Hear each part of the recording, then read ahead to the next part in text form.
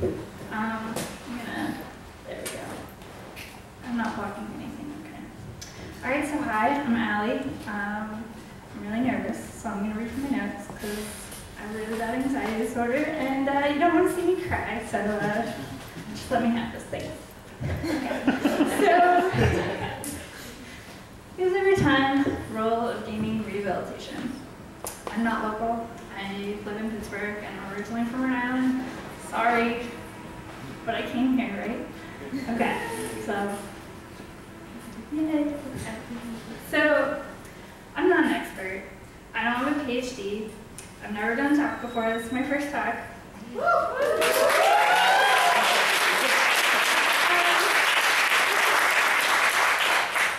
Yeah.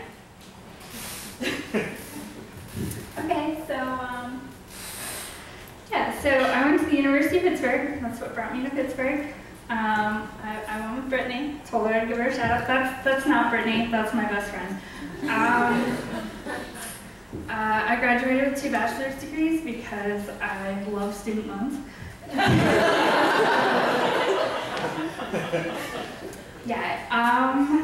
I started with I had a language and rehabilitation focus, and that's where I started my interest in gaming as a rehabilitation tool. So I tried grad school. It didn't work out. I was going for speech-language pathology. I focused a lot of my research in grad school on social language rehabilitation for young adults with autism through massively multiplayer online role-playing games, or MMORPGs. As I said, grad school didn't work out. Now I'm a Rails developer, and I'm surrounded by lots of fellow nerds and gamers, so I'm generally a lot happier. Woo! I have to disclaimer that I do not work for ZeniMax, because I put a lot of ESO screenshots in here, because Elder Scrolls Online is pretty, and I play it in my spare time. So, where am I? Okay. I have a lot of personal experience with gaming. You wear my gaming hoodie? I've been a gamer since I can remember. My family bonded over Legend of Zelda Ocarina of Time, also representing COVID. That has nothing to do with this. So, we had a competition between me, my mom, and my youngest brother as for who could beat Ocarina of Time first. I mean, it was a pretty serious competition. My mom would wake up at 4 o'clock in the morning to try to get ahead of us, but she got really stuck at the water temple, so, you know. I won. In high school, I made a lot of friends through the local DDR community, and when I went away to college, that's how I also made friends. So, as I said, gamer, it's pretty much what I do. I'm currently a guild leader of the gaming community at Tonic. Me with a few of my guildies. I guess I wasn't really thinking, what? And anyway, so I'm somewhere in it. There I am, right there. My alter ego, her name is Atreya. She's a healer. I figured she was important to keep showing up because this is about healing, so just roll. Okay. So, healing over time. If you're not a gamer, there's a type of healing spell called a heal over time spell. It's also called a HOT. H-O-T. Its purpose is to provide a small but continuous heal to the receiver. Oftentimes they're stacked, which is when multiple healers place the same spell on the same person to increase the duration and/or amount of healing.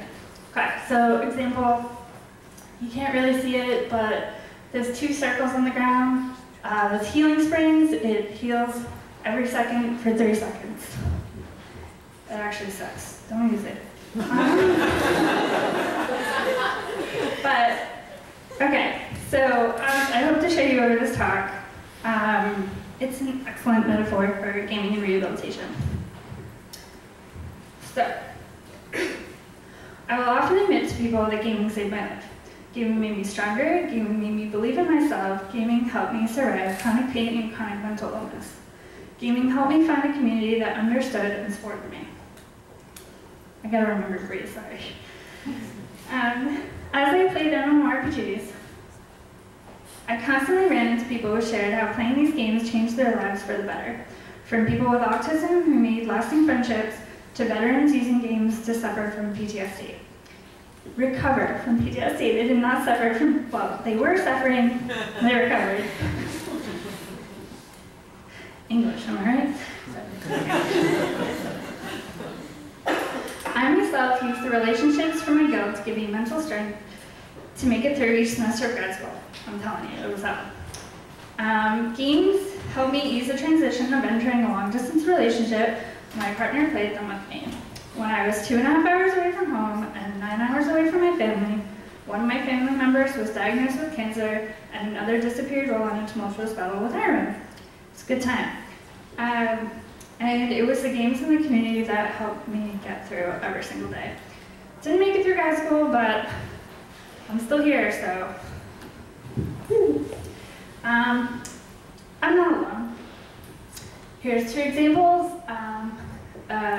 This is an awesome video, and when these slides get published, you should click this link because it's great. It's a disabled gamer who talks about how Twitch saved his life. And then there's another really long story about a kid who they think, wow, saved his life. And if you do a Google search, can't really see the number, but there's 36 million results for gaming saved my life. So, gotta be onto something.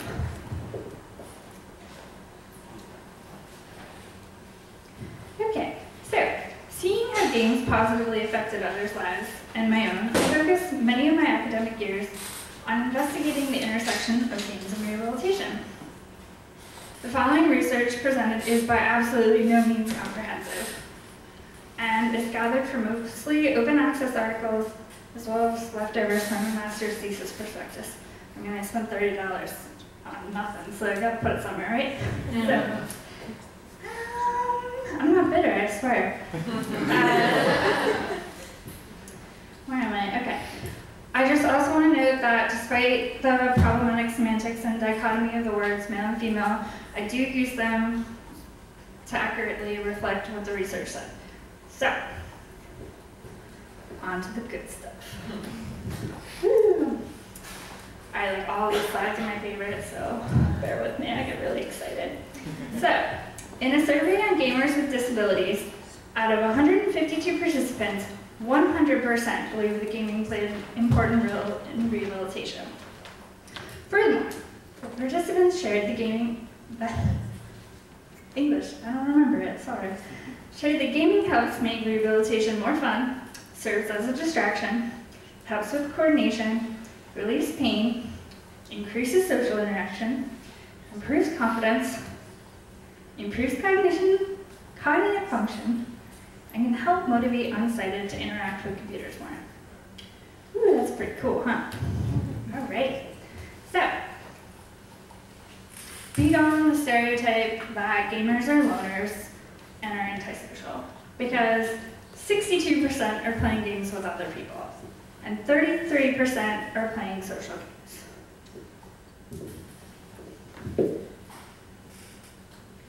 I suck at microphones too, I'm really sorry. Anyway, so players reported their favorite aspects of playing an MMORPG. 26% said leveling. Okay, it's kind of standard. 23% said grouping and interacting with other people. 10% said chatting with friends and guildmates. If you combine the two, the social aspect of gaming is the favorite of this sample. Okay, more studies. So this study studied 912 MMO players, 45 different countries. 5 people were self-selected. The players returning the survey were 70% male and 29% female. 1% did not disclose. The age range was 11 to 63, and the average was about 25. They reported that the highest motivation to play was because of the different lifestyle in a virtual environment. Same study.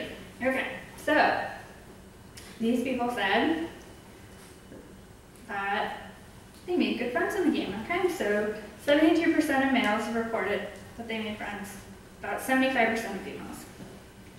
45.6% of players found online friendships comparable to real-life friends. 34.6% of players felt that they could be more themselves in the game. Females were more likely to share sensitive issues with online friends that they would not disclose with their offline friends. So these issues include family problems, loss of loved ones, sexuality issues, discrimination, and work problems. Females were also more likely to be motivated by therapeutic qualities of MMORPGs. Okay, so this one, so Hickerson, he was one of my thesis advisors, so flashback. All right, so he was pretty cool. He and another guy surveyed FPS gamers. 61% of the gamers felt video games presented opportunity for a social affiliation or interaction. That's cool. 91% reported positive perceptions of friend-based social support. Okay, so why is that so important? Bam! Okay, so perceived social support is correlated with better health outcomes, and higher levels of social support are associated with lower levels of depression. Wow, that's awesome. Okay, so this is another personal screenshot.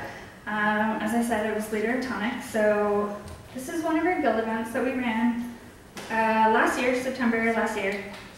It was called Lyme Against Lymphoma. It was in Guild Wars 2. This is the only non-Elder Scrolls screenshot you will see. So participants dyed their beard lime green, which is the awareness color for lymphoma. And we paraded around a city in the game called Divinity's Reach. The event was to raise awareness for the disease as well as to share how we were affected. I personally lost my grandfather to lymphoma, so the event was near and dear to me. I received a message from one participant saying they were currently struggling against the disease and that the event gave them hope. Another player shared that their guildie was a Hodgkin's lymphoma survivor and that she would cry if she had seen the event, so we posted lots of screenshots. And it was just a nice reminder that sometimes a small gesture goes a long way.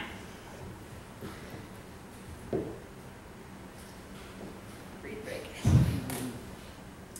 Okay, so some researchers studied how patients in a dialysis unit in a children's hospital interacted using a graphical multi-user environment. This program, titled Zora, not Zelda related though, allowed for the children to interact with each other using an avatar or a character freely in an online 3D environment, as they couldn't do so during a typical manner of treatment. They were in a hospital. The purpose was to allow the users to use storytelling to make an identity for themselves and interact with other people similar to themselves and build an online community. The researchers found that participants reported they felt Zora was an escape from the harshness of their treatment and they felt more like a group of friends. Okay, pardon for this next slide. I couldn't figure out how to transition to it, but anyway. So serious games. Serious games are simulations of real-world events or processes designed for the purpose of solving a problem. Although serious games can be entertaining, their main purpose is to train or educate users. Thank you, Wikipedia. Okay, so there are many examples of serious games for therapy and clinical education for both mental and physical rehabilitation. So this is a review study of serious games used in healthcare. They're not as widespread throughout health fields as anticipated, they found. Serious games were used in a variety of healthcare environments. First Aid had the most developed serious games.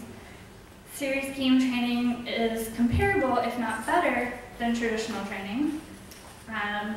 It can improve learning and skill acquisition, and they argued that they needed more serious games with multiplayer components.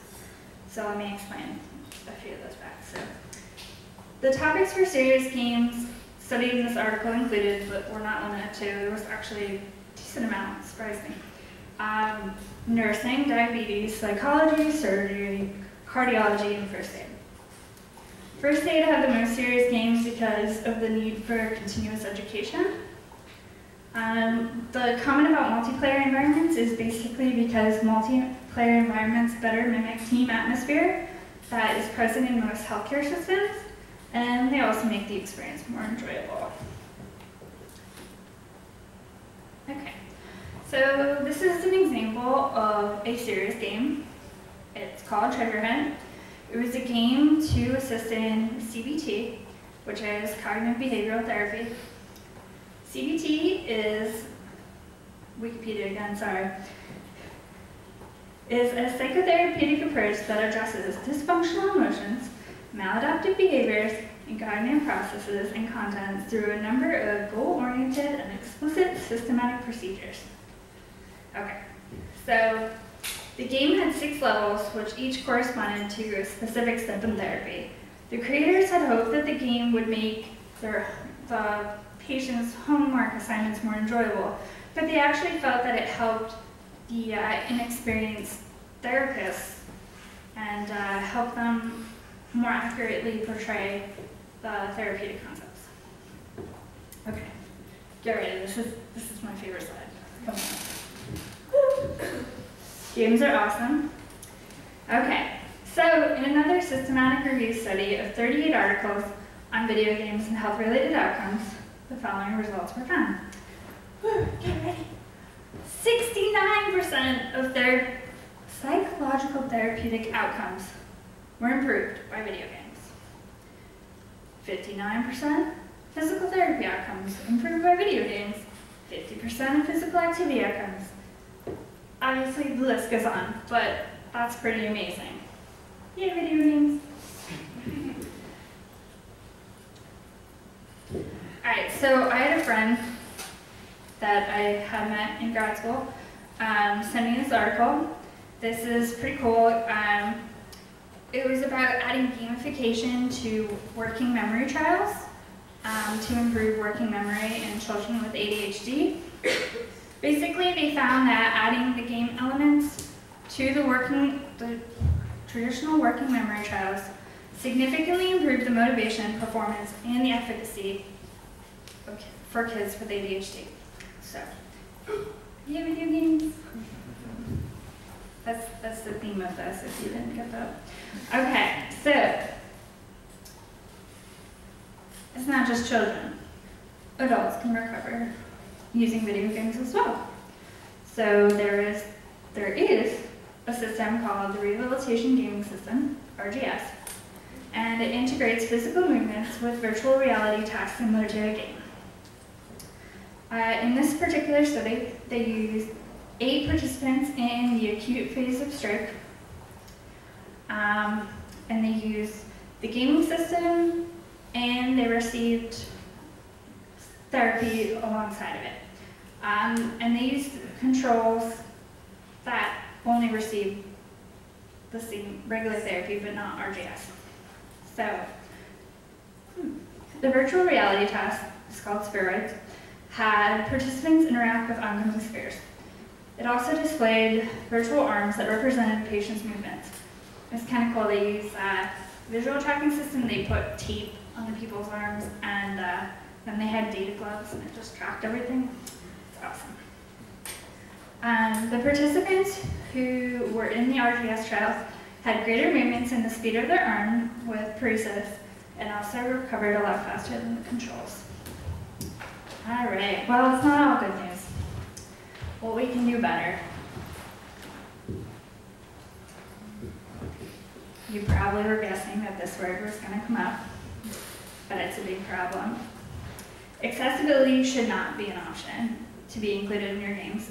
If you're a game developer, it should be mandatory. You have no excuse now, having heard me talk, because I gave you some sweet links that help. And later on, I'll talk about something else awesome too. Gamers with disabilities are people that not only want to play your games, but they need to play your games. When you fail to make your game accessible, you are telling gamers with disabilities that they're not worthy of your game. That's not acceptable. Don't worry, we're here to help though. So, There's the study I mentioned earlier on gamers with disabilities, and they shared some cool things on how to improve games. When asked how to make gaming more enjoyable, the most overwhelming response was the desire for game developers to better understand the needs of gamers with disabilities. The second most popular response was more accessible gaming controllers.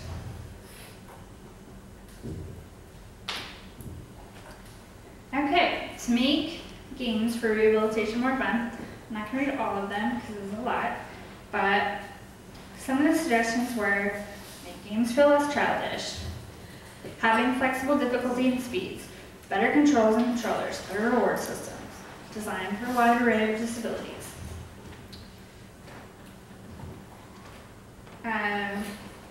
Some more suggestions were hold focus groups with people with disabilities, include people with disabilities in the design process, make more games voice activated, allow cheats to skip difficult parts in the game because they can be difficult or impossible for people with disabilities to play through. Okay, I'm a nerd, so this is kind of important for me. I like research. I read it for fun. But a lot of the research is just really poor quality, or there's just not enough of it. When I started in undergrad, it was really, really, really hard to find research. 2 years ago when I was in grad school, it had gotten better. So there is progress, but it needs to get better. Okay, more open access research because paywalls make me cry. If you do follow me on Twitter, when I was trying to get access to certain articles, I had a lot of rantage going on. So, but there's this cool project called the Open Access button, and it basically helps make more research open access. Actually, one of the articles did have the Open Access button logo on top of it, so it does work. So use it, it's awesome. All right, harassment just now. I don't think it really needs to be explained, but I mean, I'm gonna a little bit. How can you expect gamers to heal through gaming if they don't feel safe while they're gaming? On the topic of safety, codes of conduct. I'm a game guild leader. There you go. I'm a guild leader. My guild has a code of conduct. My officers are constantly reminded to read the code of conduct, to enforce the code of conduct. All of our new members have to read the code of conduct. We talk about the code of conduct with them. If you happen to be a guild leader, you should probably do that too. It's a good idea, I promise. All right, I like to sandwich good, bad, good. So we're gonna end with good things. So people doing the right thing. Able gamers, I love them. Oh yeah, none of these are formal endorsements, please don't sue me.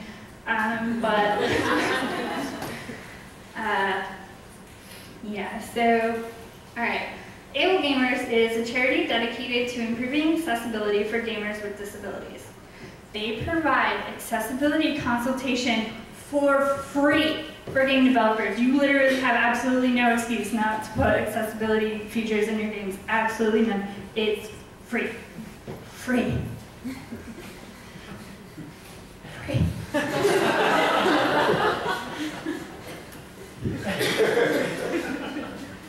Okay. Child's Play helps kids through the power of video games in both hospitals and domestic violence support facilities. What's really cool is they have testimonials on their site, and you can see personal accounts of the effects of gaming on rehabilitation. Okay, those two you might have heard of. Take This is a, I don't know if it's newer, but I just recently found it, so chances are you might not know of it either. But, so Take This, another kind of Zelda-themey thing. It focuses on mental health awareness and education while providing safe spaces both online and in person. I think they had like a safe room at PAX or something for people kind of like me who have a lot of anxiety and just need to cool down. So that's cool. Their website serves to help share stories of mental illness and provide support and information for those in need. It's a pretty cool little organization. here. I just want to thank everybody for being here because these conversations really matter and they're important for creating changes for the better. Shameless self-plug. Alright, this is my project, Healing Rain. It's not Healing Grain, like people read like it's Healing Rain, I promise. Okay, so I got really tired of all the negativity in gaming, and I thought that gaming really needed a positive place. A place where you could be anybody in the world and just talk about gaming. I saw the research, I experienced the benefits, and I knew I wanted other people to feel that way too. The project has fallen a little bit behind because I have a lot of health issues, but now that this talk is done, I can start working on it again. So that's cool. This site also has more resources, like I've talked about a few, but I'll always be constantly updating them. And yeah, so, okay. I swear I'm almost done. This is the last slide. Okay. Gaming and the gaming community has so much potential to positively touch many lives, especially those with chronic illness and disability. Gamers and game developers, we have a real chance to stack these hearts and be true heroes. Saving a game is one thing, saving a life is another. Thank you.